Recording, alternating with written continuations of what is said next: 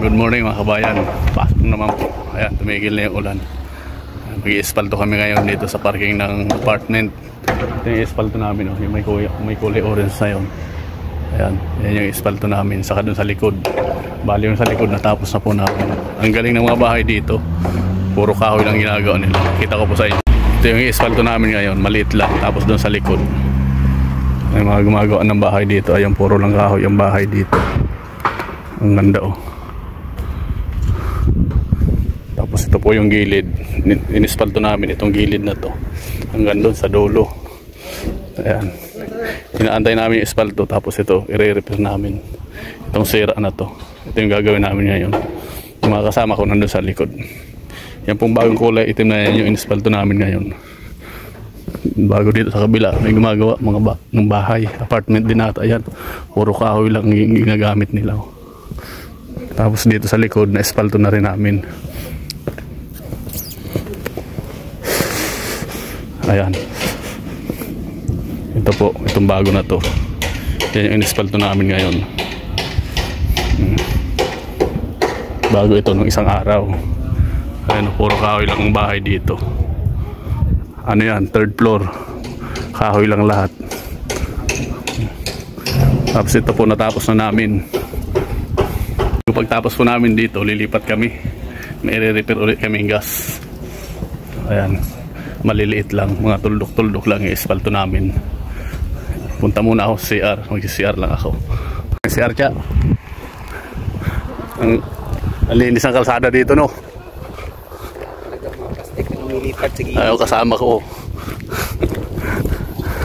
Punta lang kami CR. Pakalinis talaga dito, ano? Tingnan mo naman, no? Sa likod. Busy pati yung mga tao sa trabaho. Puro trabaho. Wala sila. Trabaho, bahay, trabaho, bahay. Hindi sila nagkakalat ng mga basura sa gilid, ano? Nandito na kami sa CR. Ayan, kuin.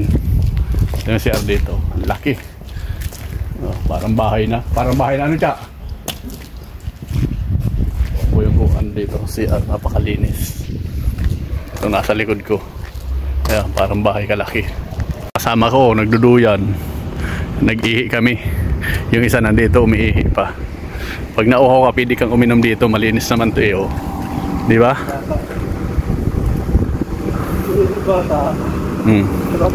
Lakas ng tubig. Ayan, yung mga kasama ko. Balik na kami sa trabaho. Grabe bilis silang gumawa ng bahay. Mamaya tapos na yan.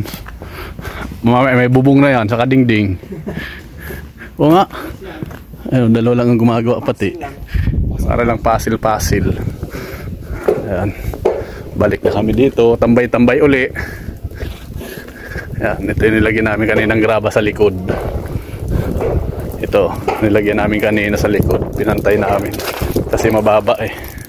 Ayan, tapos ito yung espalto namin. Bago yan may tip na green, i-espalto po namin yan. Inaantay lang namin yung espalto. Wala pa, eh, nasa planta pa. Yan, maliit na yan. Ito na yung natapos namin, malinis. Ayan, bagong apartment lang din to, ginawa namin. Mamaya uli antay lang kami ng espalto. Saglit lang naman namin ginawa to. Yan, saglit lang yan, mga 20 minutes tapos na yan.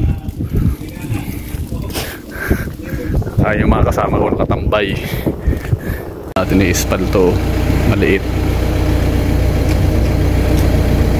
Boss, wala ba ka na dyan? Sobra?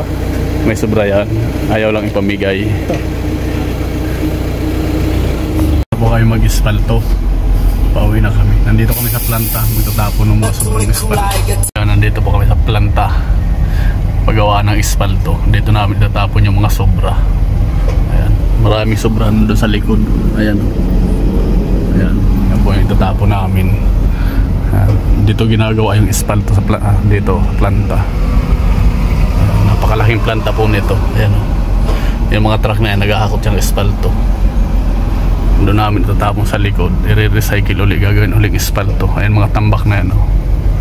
Ayan. Tapos na po tayo sa trabaho, pauwi na naman. Alas 2 na ng hapon. 1:30 kami natapos. May bulaklak na pala yung sakura dito. Pakita ko po sa inyo. Ayan, oh, namumulaklak na yung iba. Oh, Kakoy. Sisyo? Ayan o, may bulaklak na yung iba. Mga sa sunod na araw, makapal ng bulaklak niyan. Ayan o, ayan yung sakura. Namumukadkad na. Ang ganda.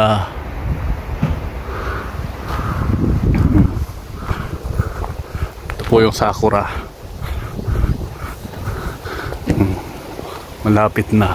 Baka bukas ano na yan, bumuka na. Yung sa taas buka na eh. Yung iba wala pa. Wala pang dahon. Lagas pa. Ayan. Yung kasama ko nahapon. Yung iba wala pang dahon. Ito malapit na. Sakura. Ayan. Bukas bubukaligan na yan. Ayan. Dito lang sa tapat ng company namin. Yung iba may bulaklak na ayun sa dulo. Ang ganda. Ito rin, mayroon na rin. Bumuka na rin yung bulaklak nito. Ayan, ang ganda oh.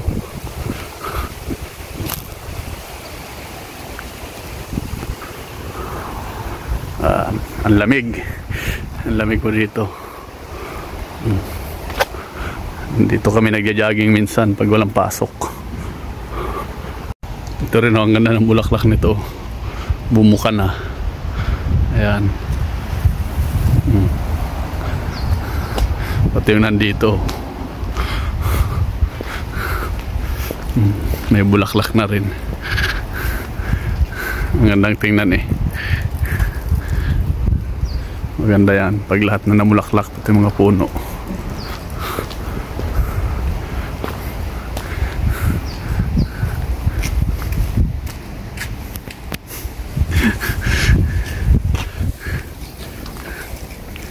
Ang ganda oh.